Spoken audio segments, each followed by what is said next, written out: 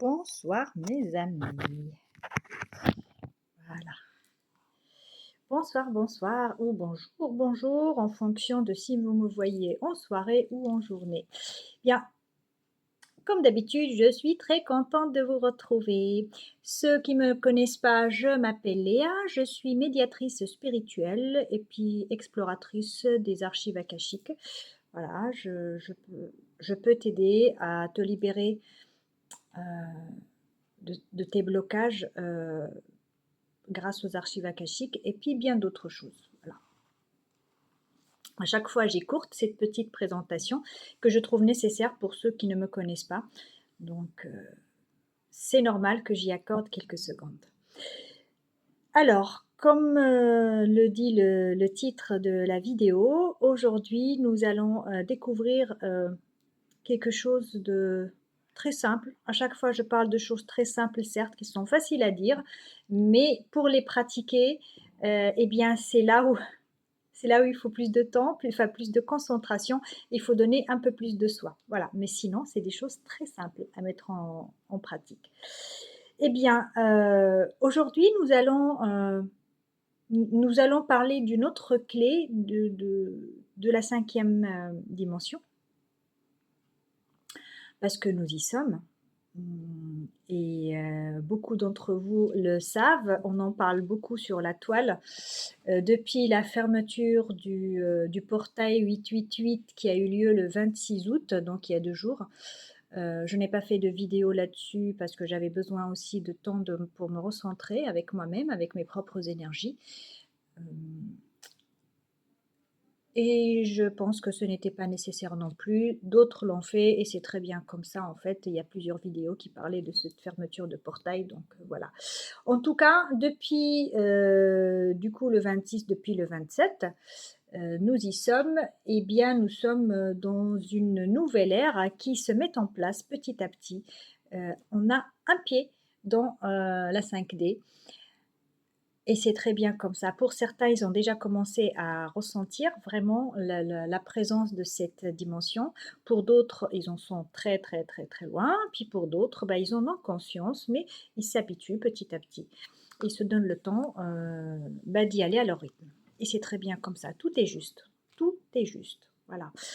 Eh bien, pour vous aider à maintenir votre vibration haute et à rester dans ce chemin vers la 5D ou garder votre pied dedans en fonction de votre positionnement par rapport à cette nouvelle dimension, eh bien, c'est de vous poser la question à chaque fois que vous ressentez votre vibration baisser, une contrariété, une émotion défavorable, j'ai envie de dire, parce que toutes les émotions, elles ont leur raison d'être.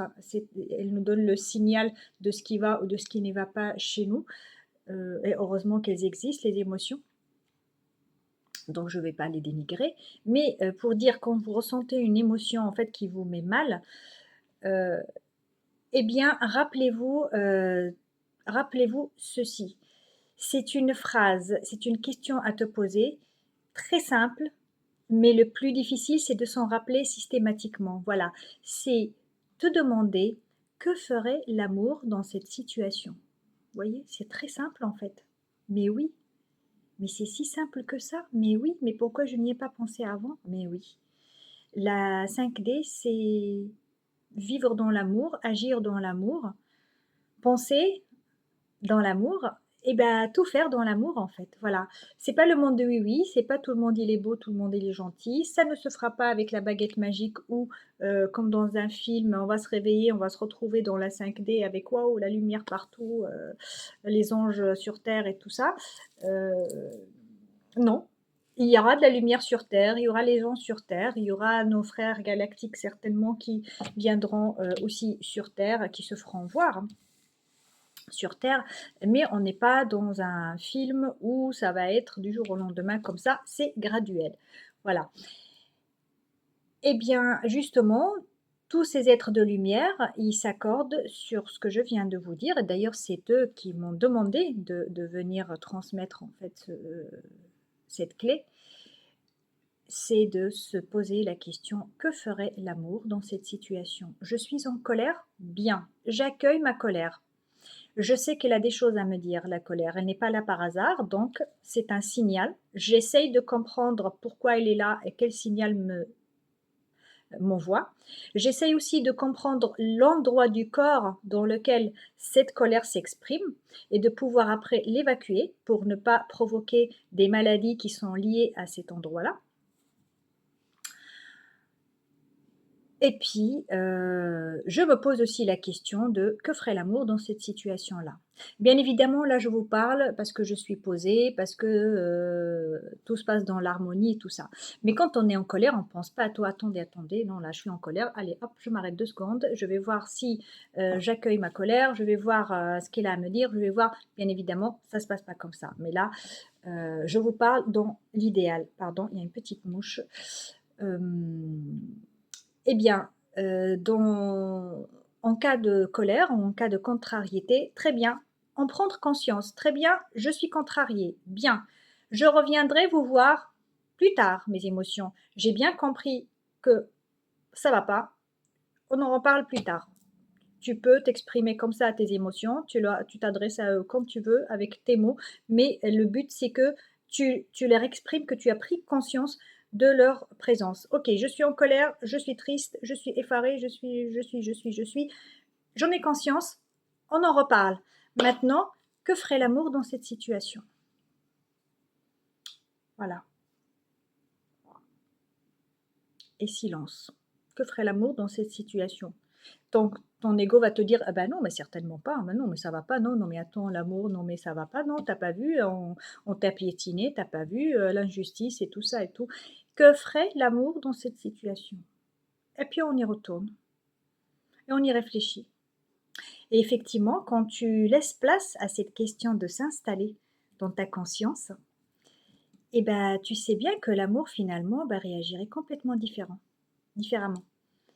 Voilà et bah, finalement, bah, quand tu vois ces circonstances avec les yeux de l'amour, bah, finalement, en fait, je te laisse finir les 3 petits points de ma phrase. Tu feras ta propre expérience et tu verras que ça change en ta faveur, que c'était pas si grave que ça ou combien même si c'était grave, bah, peut-être que tu vas le voir avec une prise de recul et finalement tu peux dire: «Bah, tout est juste».